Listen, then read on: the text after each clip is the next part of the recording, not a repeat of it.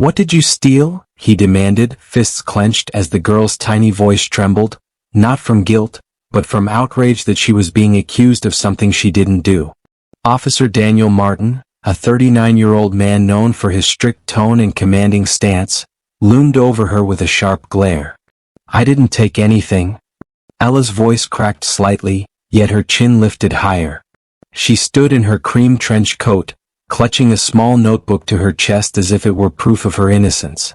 She was only 10, but her eyes, those clear, confident eyes, held something that silenced even the noise of the city for a moment.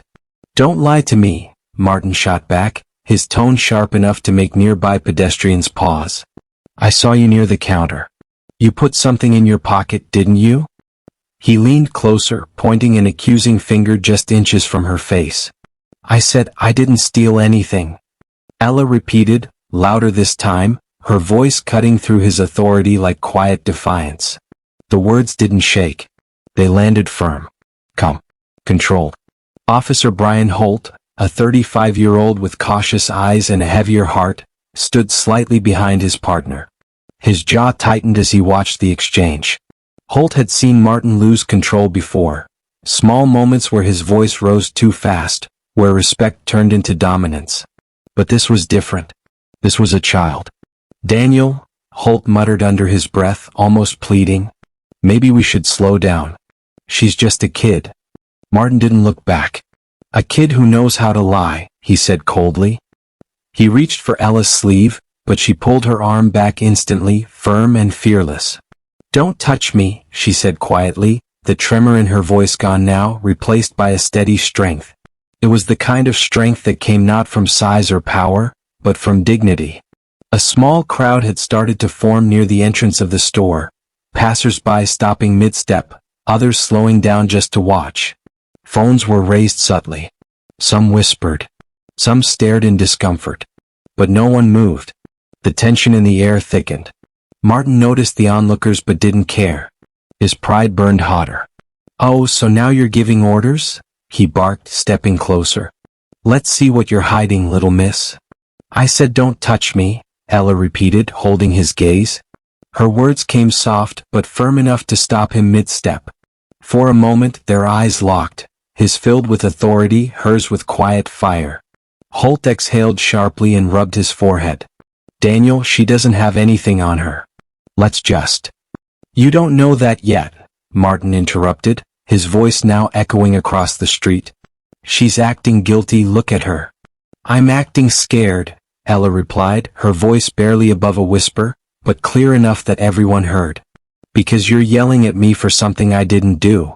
The words hung there, carried by the weight of her truth. Even Holt looked down for a second, ashamed. He had joined the force to protect, not to intimidate. But in moments like this, he felt trapped, caught between loyalty to his partner and his own conscience clawing for release. Martin sneered. "Don't play smart with me." "I don't have to play smart," Ella said. "I am smart." That small reply struck like lightning. A ripple went through the crowd. Someone gasped. Someone else whispered, "Who is she?" Her calm unnerved him. His face hardened. "Empty your pockets," he ordered. Ella blinked, holding back the sting of tears. "You don't have the right." "I said empty them." His voice boomed, drawing even more attention now. A woman in the back started recording, her phone shaking slightly in her hand. The noise of the city faded under the sharp echo of authority turned cruelty. Ella swallowed hard. Her tiny hand reached into her pocket and pulled out a small folded paper. "This," she said quietly, opening it. "It's my school project. I was filming for class." Martin snatched it from her hand, unfolding it roughly. His eyes darted across the words scribbled in neat handwriting. Asterisk, authority and respect. A child's view on power. Asterisk, his brows furrowed. "What's this supposed to be?" "My assignment," Ella said, her voice trembling slightly now. "We're studying how people treat others in positions of power. I'm filming reactions for my report." He laughed, but it wasn't a kind sound. "Reactions, huh? Well, you got one, didn't you?" That drew a murmur from the crowd. Some people shifted uncomfortably. Others shook their heads. One older man muttered, This ain't right. Holt took a step forward. His stomach turned at the sight of Ella's quivering lip, at the way her hands tried so hard to stay still. Daniel, come on, he said quietly. Let's back off. We're making a scene. Martin ignored him. You want to play games with a camera, little girl? He said, holding up her small filming device which had been clipped to her coat. You think this is funny? It's not a game, she said softly. It's about fairness. Her words landed heavier than expected. For a brief moment, Holt caught something in her tone, a calm confidence that didn't match her age. It was the same kind of voice he'd heard from people who knew their worth even when the world refused to see it. Martin didn't notice. He was too far gone, trapped in his own anger. You think fairness means you get to challenge authority? You think because you look innocent you can do whatever you want? Ella didn't move. No. I think fairness means you listen before you accuse. Her voice, though quiet, hit with such poise that even a few onlookers murmured in agreement.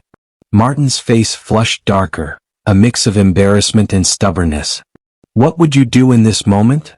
The air itself seemed to ask. Watching her small frame stand against the officer's aggression felt unbearable yet powerful. Would you speak up? Or stay silent? If your heart beats for justice, if you believe no one should be treated this way, comment below. And if you believe racism should never be excused, hit subscribe. Martin leaned in close, his shadow casting over her. I could take you down to the station right now for obstruction, he hissed. You could, she said, her voice steady again. But that would be your biggest mistake today. The murmurs grew louder. Holt frowned deeply now, his loyalty cracking under the weight of what he was witnessing. Something in her tone felt dangerous, not reckless but confident, like she knew something they didn't. Martin tilted his head. Big words for a little girl. Ella simply looked at him. There was no fear left in her eyes now. Just patience. Quiet, knowing patience. You really don't know who I am, do you? That line stopped him for a second. His brows pulled together, suspicion rising in his eyes.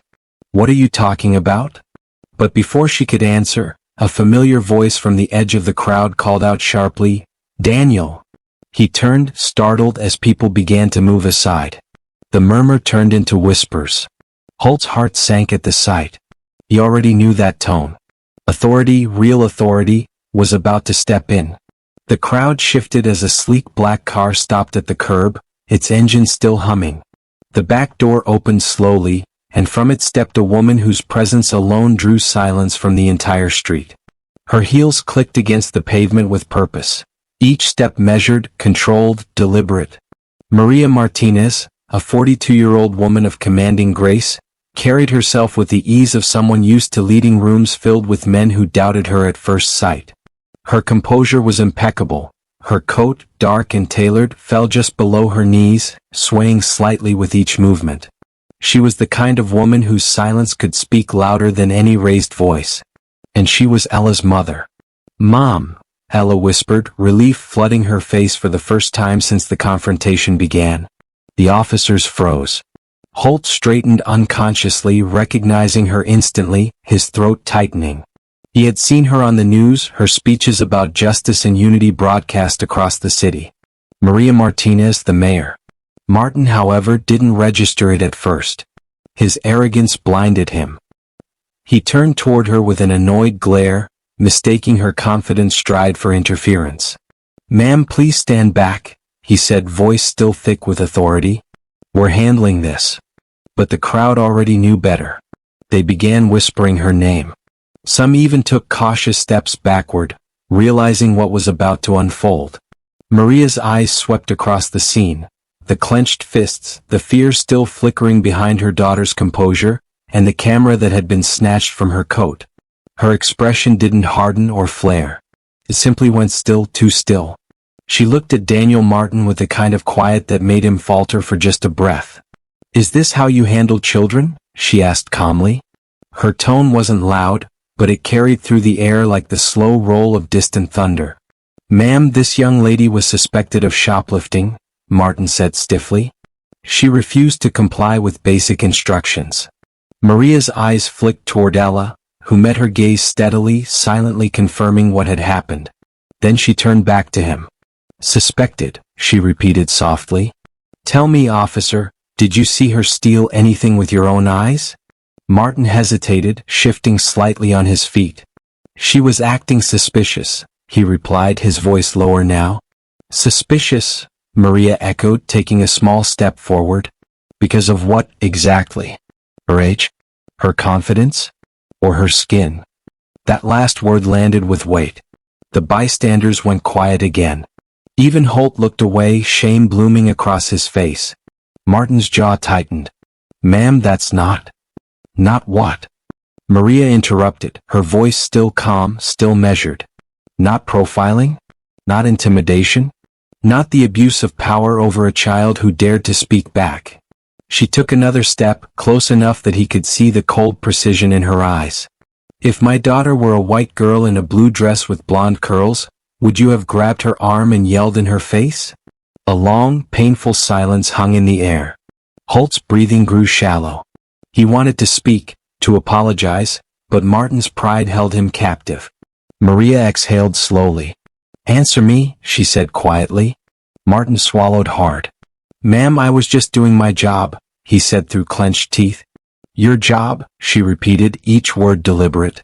"Then perhaps you need to be reminded what your job actually is." The crowd shifted again.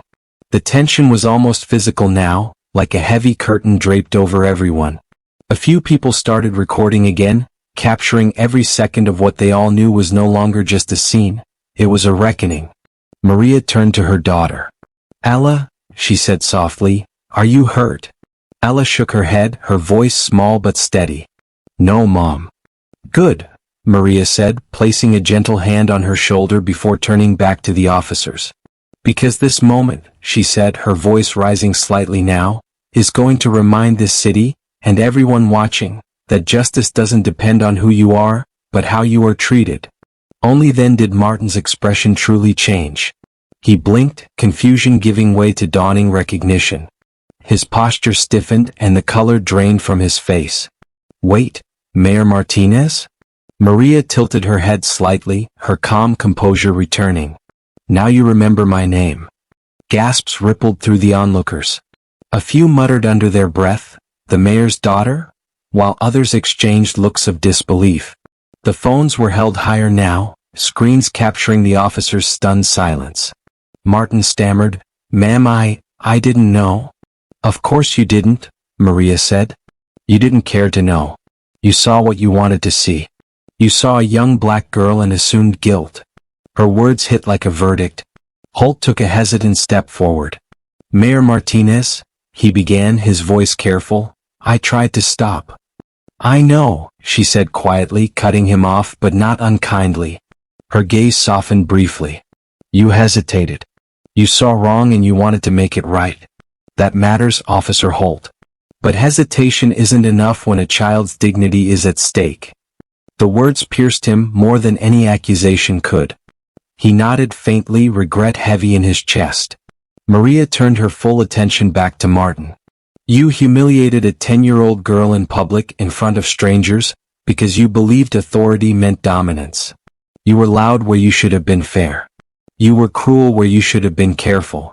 Her voice broke slightly then, not with weakness but with restrained emotion. "She was here doing a school project about power and respect. Congratulations, officer. You've just become her case study." A low wave of murmurs rolled through the onlookers. Some smiled faintly at the poetic justice. Others simply stared, knowing they had witnessed something unforgettable. Martin lowered his gaze, but the shame couldn't hide behind his silence. Maria raised a hand toward the crowd. "Keep recording," she said clearly. "Let them see how power should respond when it goes too far." A few people nodded, phones steady in their grip. Then she turned back to him, eyes calm once more. "You'll answer for this, Officer Martin. Both to me and to the city you swore to protect." At that moment, a single thought crossed Holt's mind: how easily things could have gone further, how often they already did for those without the mayor's last name to shield them. The thought sickened him. Martin opened his mouth to speak, but no words came. Pride had fled. Only fear remained. Maria glanced at Ella, who stood silently beside her, still holding her camera, still recording. "You keep that footage," she whispered to her daughter. "Every word. Every face. This is what change looks like when truth is brave enough to stand in the open." And for the first time that afternoon the tension began to shift, not disappear but transform. Fear turned to reflection. Anger turned to understanding. The crowd, once frozen, began to feel the pull of something larger, justice reclaiming its place in the open air. What would you do in this moment? The question seemed to float unspoken across the faces watching. Would you stand silent or would you speak? If you believe that silence can never protect justice, comment below. And if you believe that racism must always be confronted, hit subscribe. The air felt lighter, yet the story wasn't over. The crowd still lingered, and Martin's fate still hung uncertain in the balance. Maria turned to Holt once more. "Call your captain," she said firmly. "We'll handle this properly." "Yes, Mayor," he said quickly, pulling out his radio, voice tight with respect. Ella's camera light blinked softly, recording everything. And as the sirens began to wail faintly in the distance, Officer Martin realized that the same authority he had tried to use as a weapon would now judge him by the same measure. Officer Holt's voice trembled slightly as he spoke into the radio, calling for the captain to come to the scene. His words were clipped, formal, but the shame beneath them was clear. The murmuring crowd stayed rooted, watching with the kind of attention people give to moments they know will matter later, when truth finally forces itself to be seen. Maria stood still beside her daughter, her calm composure radiating something unspoken. She didn't need to raise her voice or explain herself. Her silence said everything. Ella clutched her camera tighter, her eyes darting between her mother and the officers. For the first time since it began, she allowed herself to breathe. Officer Daniel Martin's expression shifted between disbelief and fear. His hands, which had been curled into fists moments ago, now trembled slightly at his sides. The reality of who stood before him, the mayor of the city, the woman whose signature appeared on his paycheck, sank in like cold water. "Mayor Martinez," he began again, his tone suddenly polite, rehearsed. "I didn't mean, I was only—" Maria turned her gaze on him again, and the apology died on his lips. "You didn't mean to profile her?" she asked softly. "You didn't mean to raise your voice at a child because she fits some image in your mind? I thought—" "That's exactly the problem," she interrupted. "You thought. You didn't ask, you didn't listen, you didn't check. You assumed." Every word came slow, measured. The sound of them made Holt's chest ache. A woman in the crowd whispered, "That poor girl," and another replied, "She's the mayor's daughter. He's finished." But Maria didn't look toward them. She wasn't here for revenge, only accountability. A gust of wind swept down the street, lifting the edges of Ella's coat as she shifted closer to her mother. Her small hand brushed Maria's, and Maria instinctively wrapped her fingers around it, a subtle act of reassurance that spoke louder than anger ever could. Officer Holt cleared his throat and stepped forward. "Ma'am," he said carefully, "the captain is on his way. He wants to speak with you personally." Maria nodded. "He will," she said, her tone calm but final. Martin exhaled shakily, trying to find his footing again. "Mayor Martinez, I truly didn't know who she was. If I had—" Maria's eyes flashed with quiet disapproval. "You would have acted differently?" she asked. "Then you've already condemned yourself with that sentence." Her words hit him harder than any shouted insult could. "She shouldn't have to be someone important for you to treat her with respect," she continued. "That's what makes what you did so dangerous, Officer Martin. You believe respect is earned through power, not humanity." His mouth opened, but no sound came out. The air felt heavy again, thick with consequence. The crowd's whispers swelled. Ella looked up at her mother. Her young face, still streaked with the faint redness of earlier embarrassment, carried a new strength now. She spoke softly, more to herself than anyone else. "People should see this," she said. "They will," Maria murmured. From the corner of his eye, Holt saw the flashing lights of a police cruiser approaching. Relief mixed with dread. He had no idea how his captain would respond, but he knew the story unfolding here would echo far beyond this street. The car pulled up and Captain Reynolds stepped out, a tall, graying man with a face carved by years of command. The second he saw Maria Martinez standing before his officers, he quickened his pace. "Mayor Martinez," he said with immediate respect, his tone apologetic. "I came as soon as I was notified. What happened here?" Maria gestured toward her daughter. "Your officers," she said calmly, "decided my 10-year-old child was a suspect for filming her school project. They accused her of theft, shouted at her, and tried to detain her." Reynolds froze. His eyes darted between Martin and Holt. "Is this true?" Holt hesitated, then nodded slowly. "Mostly, sir. She didn't do anything wrong. I tried to calm things down." "I'll speak with you later," Reynolds said curtly, then turned to Martin. "You?" Martin's face was pale now. "Sir, it was a misunderstanding. The store clerk called about a disturbance and—" "The clerk called about noise," Maria interrupted evenly. "Not a crime. Yet somehow my child became the disturbance." The captain's shoulders tensed. "Mayor Martinez, I want to personally apologize on behalf of the department. This shouldn't have happened." Maria gave a faint, tired smile that carried no real warmth. "I'm sure it shouldn't have. And yet it did." The silence after that was deafening. Reynolds turned to Martin. "Hand me your badge and weapon." Martin blinked, stunned. "Sir, wait. Now." The word was final, absolute. With trembling hands, Martin unclipped his badge, placed his sidearm carefully in his captain's hand and stepped back. His throat worked, but he said nothing. The humiliation in his eyes burned brighter than his earlier anger ever had. Ella watched him quietly. She didn't smile. There was no satisfaction in seeing him crumble, only an understanding that fairness had finally found its place. "Officer Holt," Reynolds said, his voice softer now, "you'll file the report. I'll expect full details by the end of the day." "Yes, sir," Holt said quietly, his relief mingled with guilt. He glanced at Maria and Ella, then at the crowd that still hovered nearby. He wished he had stepped forward sooner. Maria looked at him, reading the remorse in his expression. "You saw wrong and hesitated," she said, her voice low.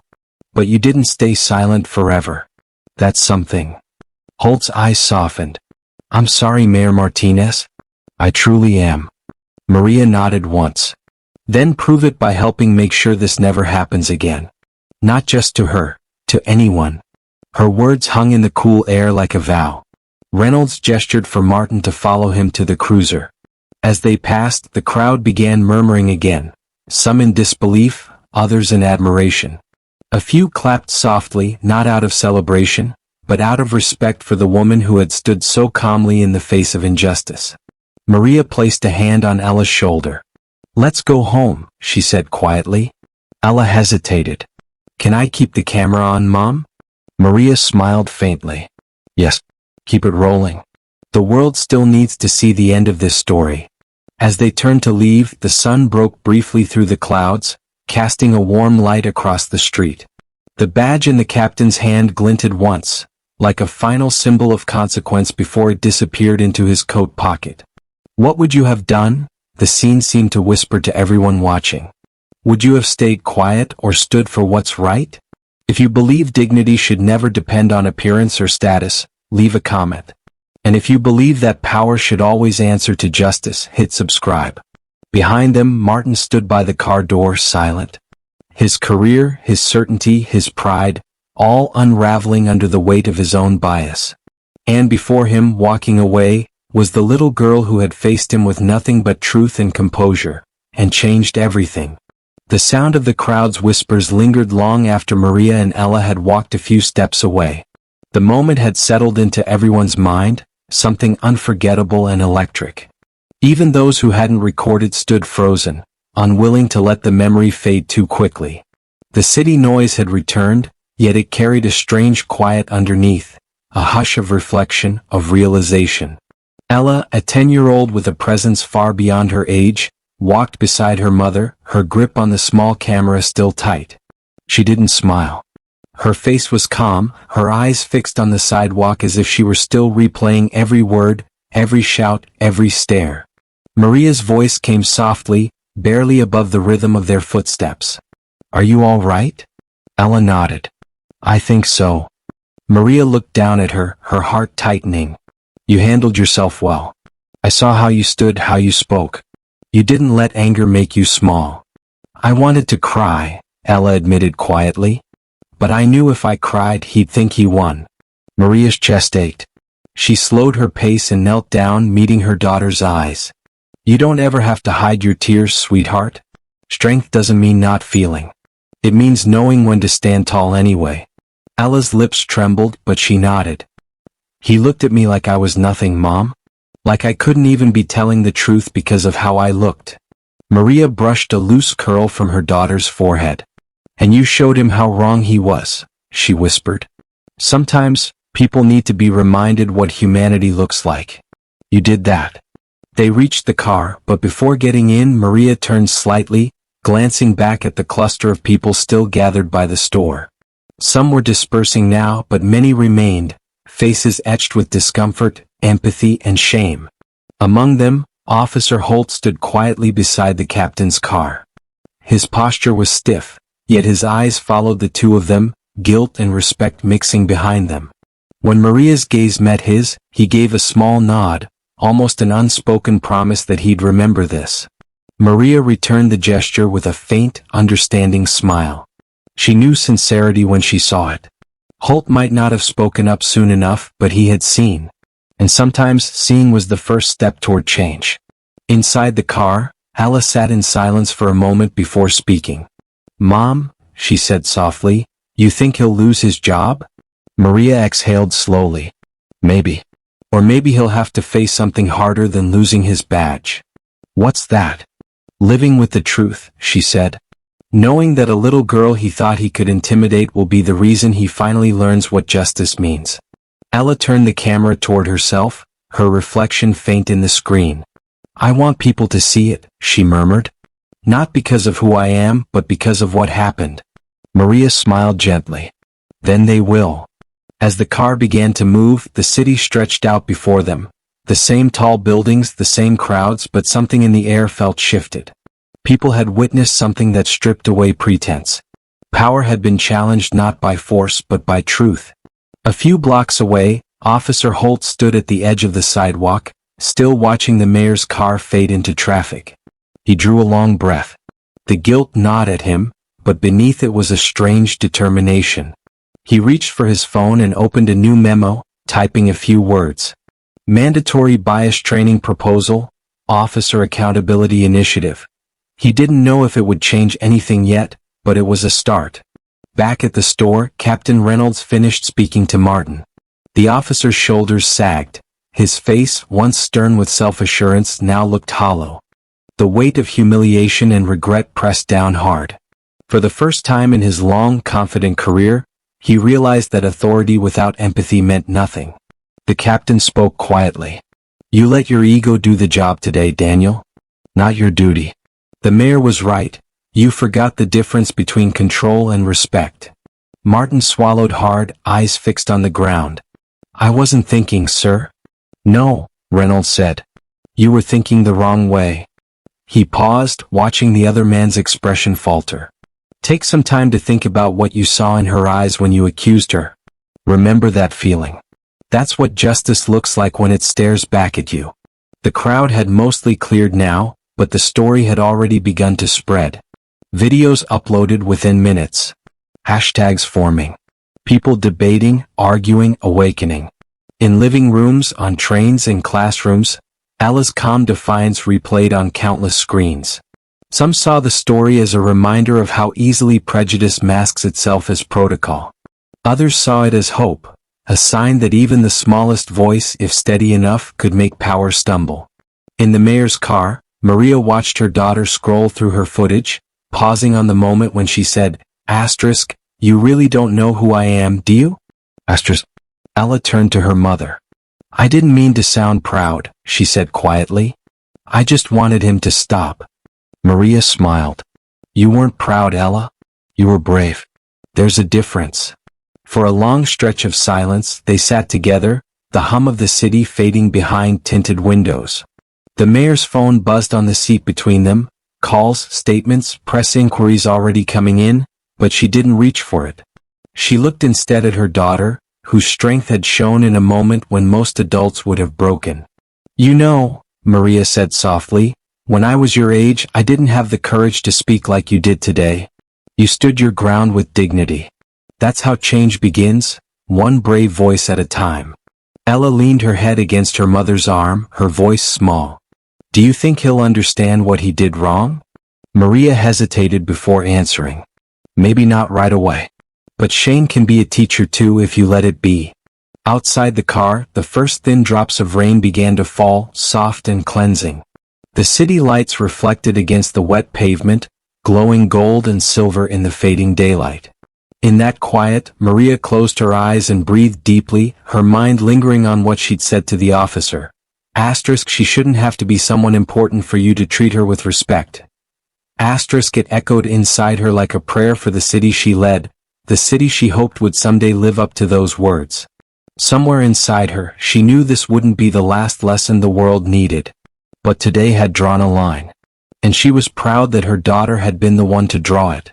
If you had stood in that crowd, what would you have done? Would you have spoken or turned away? Comment below if you believe silence can never be justice. And hit subscribe if you believe in the power of standing tall, even when you're small. The next morning, the city woke up to the story that no one could ignore. Every major outlet had replayed the same footage.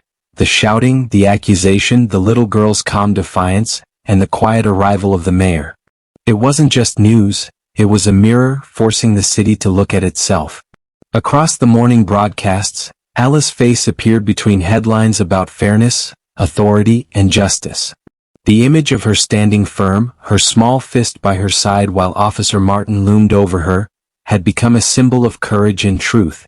The caption most shared online read, "Power met grace and lost." In the mayor's home, the air was thick with phone calls and statements. Staff moved in and out of the study, their voices low. Maria sat by the window, coffee untouched, her gaze fixed on the gray skyline. She was composed but tired, the kind of exhaustion that came not from work, but from carrying the weight of something much heavier, the need to change hearts, not just laws. Ella padded quietly into the room, still in her pajamas, her curls tied up loosely. "Mom," she said softly, "everyone at school saw it." Maria turned to her. "How do you feel about that?" Ella shrugged, trying to sound casual but failing. "Some kids said I was brave. Others said I should have just stayed quiet so I wouldn't get in trouble." Maria's expression softened. "And what do you think?" Ella thought for a moment, looking down at her small hands.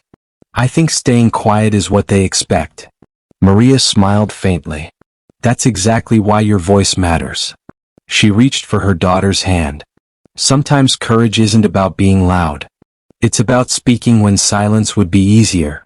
They sat together in the quiet of the morning, the sounds of the city creeping faintly through the window.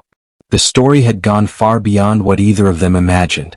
Commentators debated whether the officer should be fired, suspended, or retrained.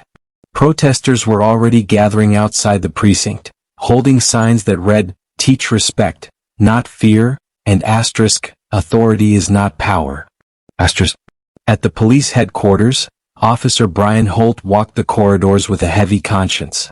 The events from the day before replayed over and over in his mind. Martin's tone, Ella's trembling yet steady voice, and the mayor's unwavering composure. He'd seen injustice before, but never this close, never this clear. When the captain called him into his office, Holt stood tall but weary. "Close the door, Brian," Captain Reynolds said. He was seated behind his desk, a printed photo from the incident on his computer screen. The one with Ella standing her ground. Holt obeyed, his stomach tight. "You did the right thing speaking up," Reynolds said finally. "But next time, don't wait until it's too late." "I know, sir," Holt replied quietly. The captain studied him for a moment. "The mayor called me this morning. She mentioned you." Holt froze. "She did. She said you were hesitant but human, that you saw wrong and you didn't defend it. She asked that you be part of her city justice reform initiative." Holt blinked, stunned. "Me?" Reynolds nodded. "You'll work directly with the mayor's task force. She wants to start a police training program focused on bias, empathy, and youth protection. For the first time since the incident, Holt felt a spark of something that had been missing for years: hope. "I'll do it," he said immediately. Reynolds nodded again, almost smiling. "I figured you would." In another part of the building, Daniel Martin sat alone in a small internal affairs office, stripped of his badge, his hands clasped together. The once confident officer looked smaller now, quieter. The past 24 hours had shown him every angle of his failure. His name was everywhere, for all the wrong reasons. When the investigator entered, he didn't look up. "Is it official?" Martin asked. "They're recommending suspension without pay pending review," the investigator said. Mayor Martinez requested a hearing instead of immediate dismissal. Martin frowned slightly. "A hearing?" "She said accountability should come with understanding," the investigator explained. "She believes you need to face what you've done, to see the impact firsthand." Martin's voice came low. "She's giving me a chance?" "A chance to learn," the investigator said simply. "Whether you take it is up to you." Later that afternoon, the City Hall press room was packed. Cameras lined every corner, lights gleaming off the podium where Maria Martinez stood, composed in a simple gray suit. Ella sat beside her, feet barely touching the floor, watching quietly as her mother addressed the city. "Yesterday," Maria began, her voice steady, "a child was accused of a crime she didn't commit. Not because there was evidence, but because of assumption. Because of what she looked like. That child is my daughter, Ella." The room fell silent. She was there filming a school project about power and respect. Ironically, Maria continued, that moment became the lesson itself. Power without empathy becomes abuse. Authority without humility becomes danger. And respect without fairness is meaningless. Her eyes swept the crowd, pausing briefly on the cluster of uniformed officers standing near the back. "We cannot keep pretending that bias doesn't exist. It's not just a flaw in the system, it's a flaw in our hearts. But hearts can change. And that's where I intend to begin." A few camera flashes popped. Maria continued, her tone softer but no less commanding. "I've spoken to the department. Officer Brian Holt will work with my office to develop a new city initiative, Project Dignity. It will focus on teaching law enforcement empathy, communication, and the kind of respect that cannot be forced." Ella looked at her mother with quiet pride. Maria placed a hand on her daughter's shoulder. "This city will not remember my title for this. It will remember the voice of a 10-year-old girl who reminded us that justice starts with listening." The audience applauded, not loud but heartfelt. The sound grew, echoing through the chamber until it became something more than clapping. It became agreement, unity. At the back of the room, Holt stood watching, humbled and resolute. And outside, in a parked car, Daniel Martin listened to the broadcast on his phone, his head bowed. The words stung, but they also opened something in him, a space where humility could finally grow. What would you have done if you were standing there that day? Would you have spoken or stayed silent? Leave your thoughts below. And if you believe every child deserves to be treated with dignity, no matter their color or name, hit subscribe. That evening, the city glowed under soft amber streetlights. The storm of the day had quieted, replaced by an odd stillness, as if the streets themselves were taking a breath. Maria sat on the steps outside City Hall, heels off, her bare feet resting against the cool stone. She rarely allowed herself moments like this, unguarded, unarmored. But tonight felt different. Ella was beside her, wrapped in a light coat, her camera resting on her knees. The girl looked tired, but her eyes still held that same bright composure she had shown in front of two officers twice her size. For someone so young, she carried an unusual calm, an understanding that something bigger than herself had happened, even if she didn't yet know the full weight of it. "Mom," she said quietly, watching a few remaining reporters pack up across the street, "do you think they'll remember this tomorrow?" Maria smiled faintly, her gaze fixed on the city skyline. "Some will," she said. "Some will pretend they didn't see it. But enough will remember to make a difference." Ella traced a small circle with her finger on the edge of her camera. "He looked scared when you said who you were," she said softly. Maria turned to her. Fear isn't what I wanted him to feel, she replied. I wanted him to understand. I wanted him to look at you and see a person, not a problem. Ella nodded, thinking for a while. I think he knows now. Maria reached over and brushed a hand gently over her daughter's hair. I hope so. The door behind them opened softly. Footsteps approached. Officer Holt appeared, still in uniform, but without the same heaviness he had carried the day before. He hesitated at the edge of the steps. Mayor Martinez, he greeted. Maria looked up.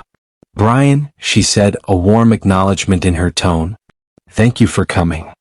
He stepped closer, his voice quiet. I just wanted to say thank you, for not giving up on the department. For not letting anger be the only thing left. Maria smiled slightly. Change doesn't come from anger alone, Officer Holt. It comes from courage, the kind you found when you finally spoke. Holt nodded. I won't forget it. Not ever. He turned to Ella and smiled softly. You know, you taught me something yesterday. You didn't shout, you didn't run, you just stood there, calm and strong. That takes more courage than most adults I know. Ella smiled shyly, her fingers fidgeting with her camera strap. I just didn't want him to think he could scare me. Holt chuckled quietly. You did more than that. You made us all look at ourselves. Maria's eyes softened. That's what truth does, she said quietly. It forces people to see even when they'd rather not. The wind stirred gently between them. Holt reached into his pocket and handed Ella a small patch, the kind officers wear on their shoulders. It's not much, he said, but I want you to have this. It's a reminder that not every badge forgets what it stands for. Ella accepted it carefully, her eyes bright. Thank you, she whispered. Holt gave a small nod to Maria. I'll see you at the first Project Dignity session. We'll be ready, Maria said, her tone steady. When he walked away, his figure melted into the streetlight glow, leaving Maria and Ella once again in quiet company. For a long moment, neither spoke. The night hummed softly with distant traffic and the faint hum of the city that was learning, slowly, painfully, how to see beyond its own prejudice. Finally, Maria spoke, her voice low but certain. You know, Ella, what you did will live longer than this day. One day someone will see that video and it'll make them stand up when they're told to bow down. It'll remind them that dignity doesn't belong to titles, it belongs to everyone. Ella rested her head against her mother's arm. I didn't mean to make a big deal, she said softly. Maria smiled gently. That's the thing about real change. It usually starts with someone who never meant to make a big deal at all. The sky above them deepened into navy blue, and somewhere in the distance, a church bell chimed. The city lights blinked, cars passed, and life continued, but something subtle had shifted. In a small apartment on the other side of town, Officer Daniel Martin sat at his kitchen table, the glow of his phone illuminating the regret etched across his face. The video played again, his own voice loud and harsh, demanding a child empty her pockets. And then her calm reply, "You don't have the right." He paused the video and stared at the frozen frame of Ella's face, unafraid, unwavering. His throat tightened. For the first time he truly saw her. He put the phone down, pressing his palms against his eyes. In the quiet, guilt gave way to realization. He knew what he needed to do.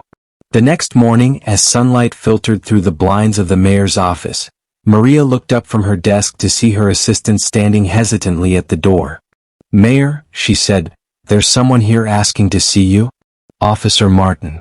Maria exchanged a brief glance with her daughter, who had come to work with her for the day. "Send him in," she said softly. He entered slowly, uniform neatly pressed but without his badge. His hands shook slightly as he removed his cap. "Mayor," he began, his voice quiet, "I came to apologize. Not to you because of who you are, but because of what I failed to be." Maria studied him for a moment. He looked smaller now, stripped of authority but not of humanity. "Go on," she said. "I've replayed it 100 times, he continued. "The way I spoke to her, the way I looked at her. I saw fear and still pushed harder. I told myself it was my job, but it wasn't. It was my ego. And I'm sorry. To her. To you." To everyone who saw what I did and felt that same fear. Ella looked at him quietly, her small hands folded in her lap. She didn't flinch, didn't shrink. Do you understand why it hurt? She asked softly. Martin nodded slowly.